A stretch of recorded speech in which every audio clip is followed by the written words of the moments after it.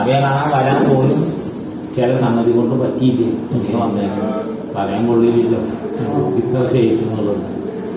അതിന് അവയെ കാണാൻ വരാൻ വേണ്ടി കരഞ്ഞുണ്ട് കാശില്ല, ഒന്ന് പോകാൻ പറ്റിയില്ല, ഒഴിവില്ല, പോകാൻ തോന്നുന്നു.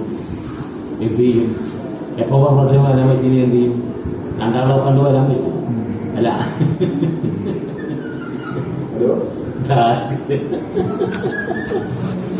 സാറ് നിങ്ങളുടെ ഫാമിലി ഫ്രണ്ടായിട്ട് കൂടിയുണ്ട് അവിടെ, അതിനൊന്നും പറയണ്ട.